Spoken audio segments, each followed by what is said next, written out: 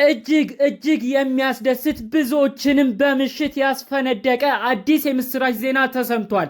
ይኸውም አብርሽና ሩታ በጋራ ሆነው በአብርሽ ዩቲዩብ ቻናል ላይ የለቀቁት ቪዲዮ ነበር።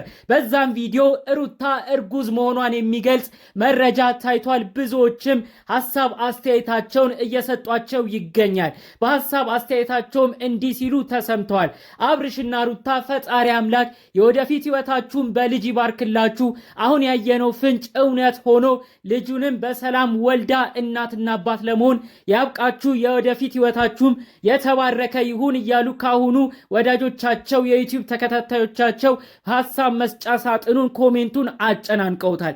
በሌላ በኩል አንዳንድ ግለሰቦች ይህ እርግዝናን በተመለከተ ሌላ ጉዳይ ሌላ መረጃን እየተናገሩ ይገኛል። ጠቅለል ባለመልኩ ከሰሞኑ እጅግ አነጋጋሪ ስለሆነው አብርሽና ሩታ ጉዳይ የምንላችሁ ዝርዝር ጉዳዮች ይኖሩናል።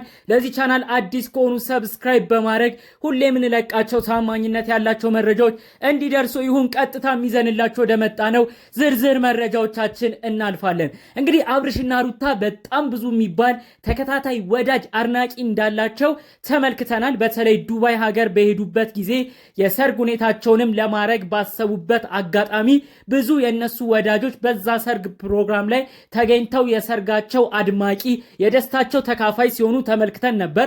ብዙዎችንም ያስደነገጠ ሁኔታ ነበር ይህ ክስተት። እንዴት ነው በዚህን ያህል ደረጃ አብርሽና ሩታ ደጋፊ ያላቸው? እንዴት ነው በዩቲዩብ ብቻ በሚለቁት ቪዲዮ እንደዚህ አይነት ወዳጆችን አድናቂዎችንስ ማፍራት የቻሉት? በማለት ብዙዎች በእነ አብርሽና ሩታ ሁሉ ቲክቶኩን አጨናንቀውት ነበር። ታዲያ ዱባይ የነበረው የሰርግ ሁኔታቸውን በጣም ላየው ሰው የሚያስገርም ነበረ። የተለያዩ ክስተቶችም ሁኔታዎችም ተመልክተውንበት ነበረ። እንግዲህ የእነ አብርሽና ሩታ አድናቂዎች በስጦታ ሲያንበሸብሿቸው፣ ፍቅራቸውን ሲገልጹላቸው፣ በተለያዩ ቦታዎችም ሲያዝናኗቸው ተመልክተን ነበር። ታዲያ እንግዲህ አንዳንዴ ያው ወጣ ያሉም ሀሳብ አስተያየትም ሲሰጥ ነበር በወቅቱ። በእርግጥ ትንሽ አነጋጋሪ እንዲሆን ያደረገው የዱባይ ቆይታቸው ዋነኛው ምን ነበረ? እዛ በነበሩበት ጊዜ የሰርግ ሁኔታቸውን የመጀመሪያውን ፕሮግራም የፈጸሙት በሆሳዕና ዕለት በፋሲካ ጾም ውስጥ ነበር። ታዲያ ይህንንም አስመልክቶ አንዳንድ አድናቂዎቻቸው እንዲሁም ሌሎች ግለሰቦች ምን አይነት ሰዎች ቢሆኑ ነው በጾም ጊዜ የሰርግ ፕሮግራም ያካሂዱት? ምናልባት ይህ ነገር የውሸት የድራማ ነው፣ እውነትም ፍቅር የላቸውም ሲሉ ይሄ ትዳርም የእውነት እንዳልሆነ ጭምር ሲያጥላሉት ተመልክተን ነበረ። ከዛ በኋላ እንግዲህ በመቀጠል ደግሞ ጾሙ ከተፈታ በኋላ ሌላ ፕሮግራምን አድርገው እንደ መልስ ፕሮግራም አድርገው ጋብቻቸው ይፋ እንደሆነ ፍቅራቸውም እውነት እንደሆነ ለወዳጆቻቸው ለአድናቂዎቻቸው ሲገልጹ ሲያስረዱ ነበረ ማለት ነው። ታዲያ እንግዲህ የአብርሽና ሩታን ጉዳይ አድናቂዎቻቸው ወዳጆቻቸው ሁሌም ጥሩ ነገር ይመኙላቸው እንጂ ሌሎች ግን ይሄ ነገር ለዩቲዩብ ስራ ነው፣ እውነትም ትዳር አይመስለንም እያሉ የተለያዩ መልእክት እነዚህን ግለሰቦች በተመለከተ መረጃዎችን ያስተላልፋሉ። ዳሩ ግን ያው አብርሽና ሩታ የእውነት ፍቅረኛሞች እንደሆኑ እንግዲህ በአባይ ቲቪ በእንግዲህ በሰከላ ፕሮግራም ጋዜጠኛ አርቲስት ትዕግስት በምታቀርበው ትልቅ ፕሮግራም ላይ ራሱ ሁለቱ አንድ ላይ ሆነው ጥንዶች እንደሆኑ ወደፊትም ሊጋቡ እንደሚያቅዱ ጭምር እዛ ፕሮግራም ላይ ገልጸው ተናግረዋል። እንግዲህ ይህንን ሚዲያም በዚህን ያህል ደረጃ ለፕራንክ ቪዲዮ ለዩቲዩብ ቪዲዮም ብለው ያታልላሉ ሸውዳሉ ብዬም አላስብም። እዛም ጋዜጠኛዋ ትዕግስትም ጠይቃቸዋለች ደጋግማ። ብዙ ጊዜ ዩቲዩብ ላይ የሚሰሩ የጥንድ ታሪኮች ቀልድና ውሸት ይበዛል እና እውነት ፍቅረኛሞች ናችሁ ወይስ የሚሰራው ነገር ሁሉ ለፕራንክ ነው ወይ ብላ ጠይቃቸው ነበር።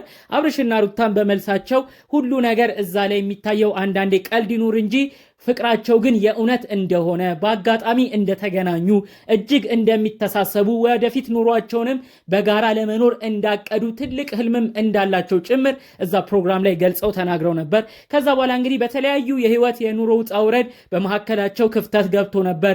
በአንዱ በኩል ሌላ ሰው እየገባ በሌላኛው በኩል ሌላ ሰው ጣልቃ እየገባ በመካከላቸው አብርሹና ሩታ ርቀታቸው ሰፍቶ እስከ መለያየት ሁሉ ደርሰው ነበረ። ብዙዎቻችን የቅርብ ትውስታ ነው እንደምናስታውስ ሰው የአብርሽ የድሮ አብሮ አደግ ጓደኛው የድሮ ፍቅረኛው የሆነችው ፍቅርም ወደ አብርሽ በመምጣት እንደ አዲስ ፍቅርን ሀብለው ሁሉ ሊጀምሩ ነበር። በጉዳዩ ብዙዎች ተደናግጠው ብዙዎችም ተናደው ምን ማለት ነው ይህ ነገር? እባካችሁ የአብርሽና ሩታ ቤተሰቦች ትልልቅ ሰዎች ጉዳዩ ላይ ግቡበት፣ አስማሟቸው። በሩታም በኩል ያሉ ሰዎች በአብርሽም በኩል ያሉ ሰዎች የማይገቡ ነገሮችን እያደረጉ ሁለቱን ሊለያዩብን ነው እያሉ የእውነት የአብርሽና ሩታ አድናቂዎች ተጨንቀው ነበር። በየቦታው መልእክት ሲያስተላልፉ የነበረው። በሩታም በኩል የተለያዩ ጓደኞቿ ነን ያሉ ሰዎች፣ ዘመዶቿ ነን ያሉ ሰዎች አብርሽን ከሷ ለመለየት በጣም ጥረት ሲያደርጉ ተመልክተን ነበር። ከአብርሽ ጋር እንድትለያይም ነበር የተለያዩ ሙከራዎችን ሲያደርጉ የተመለከትነው ማለት ነው። ታዲያ እንግዲህ እነዛ ሁሉ አልፈው የአብርሽ አባትም ካሉበት ቦታ ወደ አዲስ አበባ ወደ እነ አብርሽ ወደሚኖሩበት አካባቢ በመምጣት ሁለቱንም ጠርተው እንዲስማሙ በመሃል እርቅ እንዲወርድ አድርገው ብዙዎችን ያስደሰተ ቪዲዮ ከጥቂት ወራት በፊት ተመልክተናል። በዛም ቃል ተገባብተው ነበር ከእንግዲህ ሊቀያየሙ እንደማይገባ፣ እንደሚዋደዱ፣ መከባበርም እንደሚኖር እንዲሁም ሽምግልናው እርቁም የእውነት እንደሚሆንና ፍቅራቸውም እንደሚቀጥል እዛው ፕሮግራም ላይ ገልጸው ተናግረው ነበር። ታዲያ እንግዲህ ከዛ ሁሉ በኋላ ሽምግልና ተደርጎ አብርሽና ሩታ ያላቸውን ነገር አጥብበው ፍቅራቸው ተመልሶ እንግዲህ ትንሽ ከቆዩ በኋላ ደግሞ ወደ ዱባይ አቅንተው ወዳጆቻቸው፣ ዘመዶቻቸው በተለይ ደግሞ የስራዎቻችን አድናቂ ነን ወዳጆች ናቸው የዩቲዩብም ተከታታዮቻችን ናቸው ያሉ ግለሰቦች በተገኙበት ደማቅ የተባለን ሰርግን አድርገው መጋባታቸውን ይፋ አድርገው እሱን ተመልክተን ነበር። ታዲያ እንግዲህ ያ ቪዲዮም ብዙዎችን እያነጋገረ ነበር። ታዲያ የዱባይ ቆይታቸውንም ጨርሰው ወደ ኢትዮጵያ መመለሳቸው እየተሰማ ባለበት ሁኔታ ደግሞ ለወዳጆቻቸው ለዩቲዩብ ተከታታዮቻቸው አዲስ የተባለን ዜና ነው ያሰሙት። በተለይ የሩታን ማርገዝ በጉጉት ለሚጠብቁ ሰዎች እጅግ የሚያስደስት ዜና ነው እንግዲህ አብርሽ ያሰማው። እርጉዝ መሆኗን በይፋ ገልጾ ተናግሯል። ሐኪም ቤት ላይም ጽንስ ክትትል የሚደረግበት ቦታም እንግዲህ ሆዷ ሲመረመር ጽንሱም ሲመረመር አሳይተዋል ማለት ነው። ጽንሱም በጥሩ ሁኔታ ላይ እንደሚገኝ በዛው በዩቲዩብ ቪዲዮአቸው ላይ ገልጸው ተናግረዋል። በስተመጨረሻም እናትና አባት ለመሆን እጅግ እንደጓጉ በተለይ ሩታ ዛ ቪዲዮ ላይ ደንግጣ በሁኔታውም እጅግ ተደስታ ቃላት ሁሉ አጥሯት ምን ማለት እንዳለብኝ አላቅም ስትል ተመልክተናታል። አብርሽም በጉዳዩ እጅግ ተደናግጦ በቃ ይሄ የልጅ አባት ነኝ የሚለው አይነት የልጅ አባት ልሆን ነው የሚል አይነት መንፈስ ገና ከሆኑ ተጋብቶበት በቃ የሚሆነው ራሱ ግራ ገብቶት ነው መልእክቱን ሲያስተላልፍ የነበረው። ብዙዎች በዚህ ቪዲዮ ደስታቸው እየገለጹ ነው።